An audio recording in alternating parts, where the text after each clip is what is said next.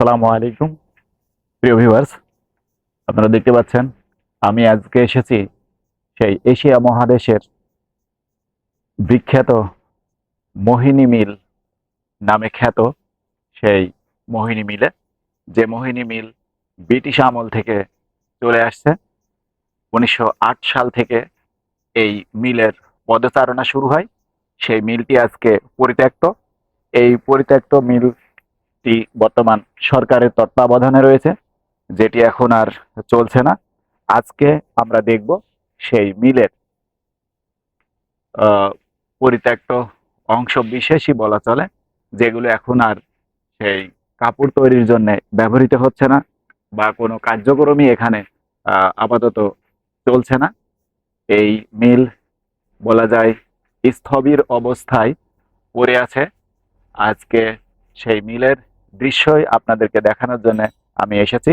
আপনারা আমার সাথে মোহিনী থাকবেন। মিল প্রতিষ্ঠাতা মোহিনীমোহন চক্রবর্তী, যিনি 1908 সালে, আজ থেকে প্রায় 116 বছর পূর্বে এই মিলটি স্থাপন করেন।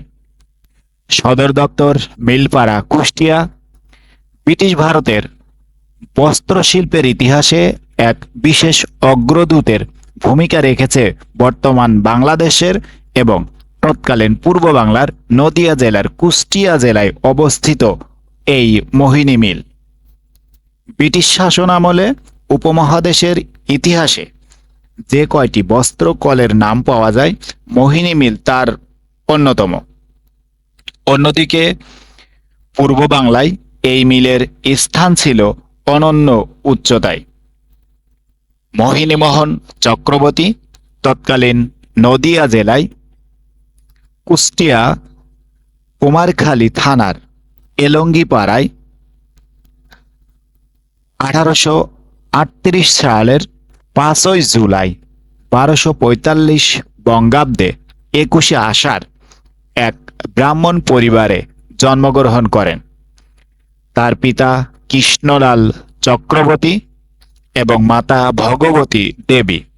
তার পিতা পুলিশ বিভাগে চাকরি করতেন এবং পিতা মহ নবকিশোর চক্রবর্তী ইস্ট ইন্ডিয়া কোম্পানির আমলে প্রতিষ্ঠিত কুমারখালী সিল্ক ফ্যাক্টরির দেওয়ান ছিল।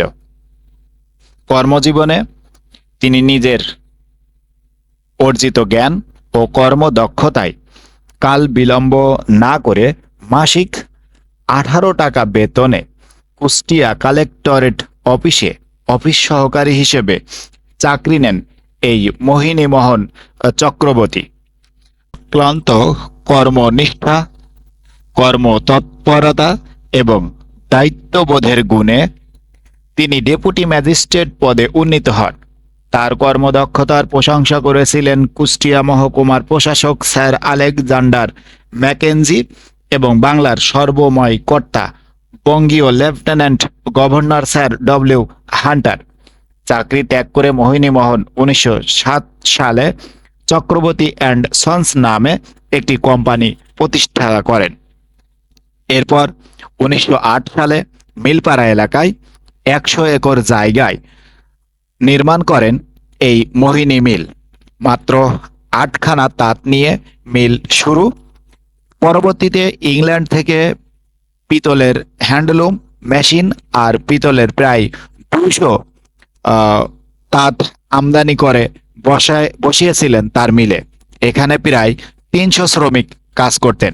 এই মিল থেকে উৎপাদিত বস্ত্র, সুতা বিশ্বের ভিতরে এক অনন্য অবদান রাখে বলে জানা যায়। সেই সময়ের উপমহাদেশের ভিতরে এই একটি মাত্রই মিল ছিল যে মিলের কাপড় সর্বত্র ব্যবহার হতো। এই কাপড় নেওয়ার জন্য ইন্ডিয়া থেকে স্পেশাল ভাবে ট্রেন আসতো জানা যায়। আজকে সেই মিলটি আপনারা দেখতে পেলেন সম্পূর্ণ স্থবির, অচল। ধন্যবাদ সবাইকে। ভিডিওটি ভালো লাগলে লাইক, কমেন্টস, শেয়ার করবেন।